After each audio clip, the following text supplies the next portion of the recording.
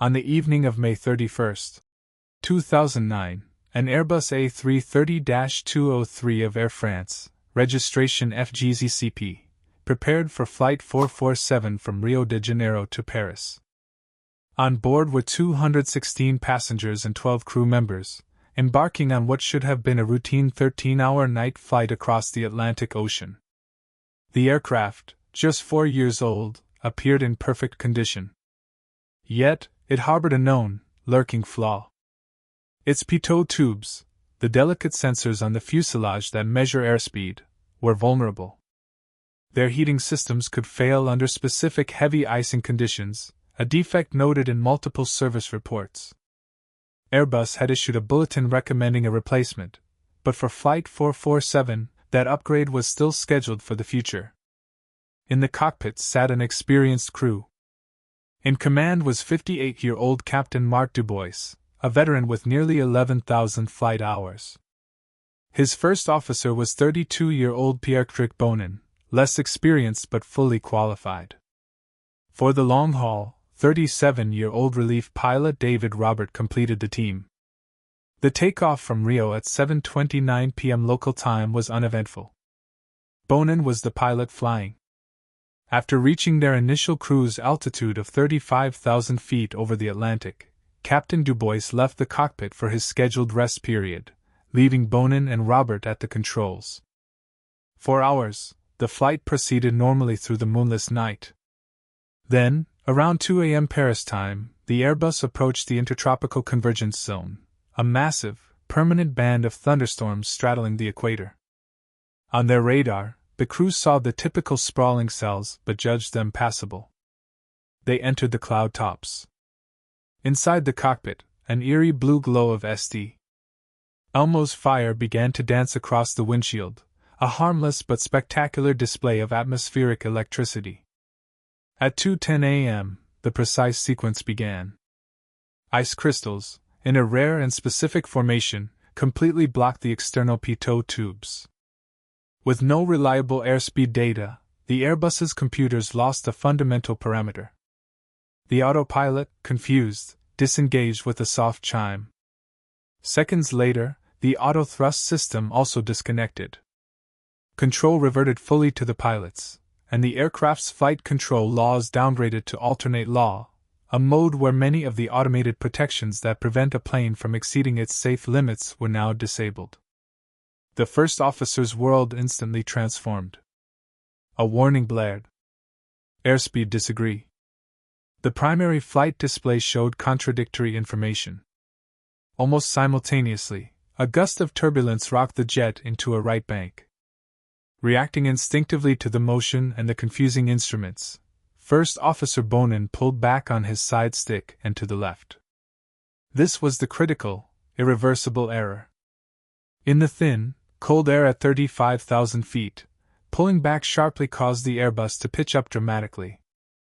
It began to climb steeply, trading forward speed for altitude. The energy bleeded away rapidly.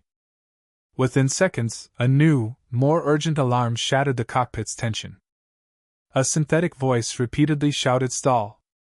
Stall! Stall!" accompanied by a loud, grating electronic sound. The aircraft was losing lift, entering an aerodynamic stall. But Bonin, gripped by stress and misinterpreting the shuddering airframe and the roar of wind as signs of excessive speed, did the opposite of what was required. He kept pulling the stick back, holding the nose high. The Airbus, now a 200-ton glider, continued its morbid climb, reaching an altitude of 38,000 feet before gravity finally won. Relief pilot Robert, sensing disaster, urged, "Watch your speed," and tried to take control. But in the Airbus design, the two side sticks are not linked, they don't move in unison. When both pilots input commands, the computer averages them, leading to confusion.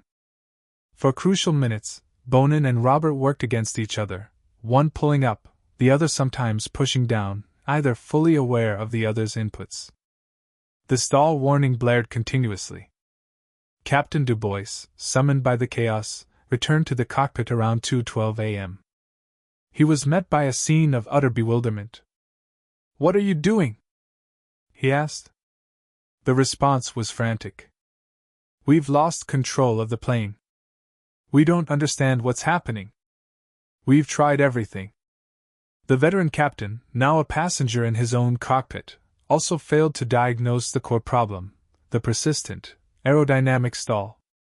In the darkness, with unreliable instruments and the roar of the wind, the crew fought a phantom.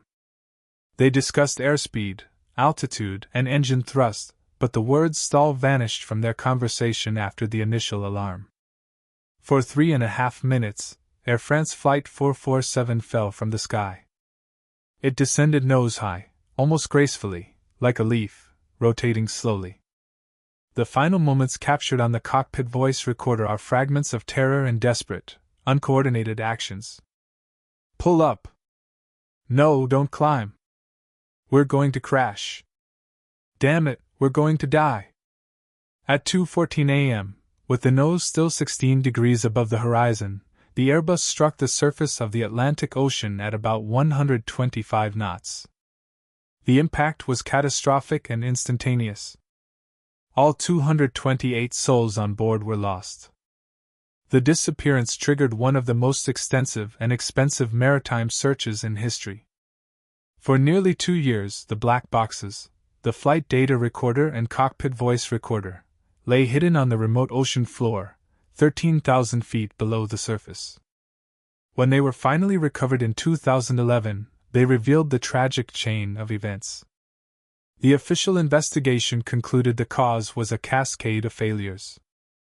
The temporary icing of the pitot tubes, followed by the crew's inappropriate control inputs, their failure to recognize the stall, and a catastrophic loss of situational awareness.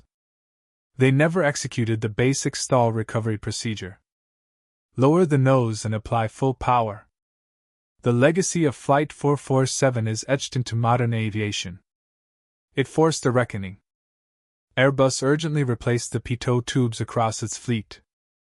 More profoundly, it revolutionized pilot training worldwide.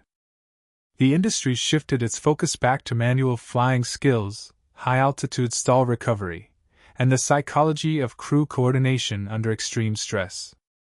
The tragedy underscored a painful truth. In an age of automation, the human in the loop must be prepared for the moment when the machines ask, "You have control."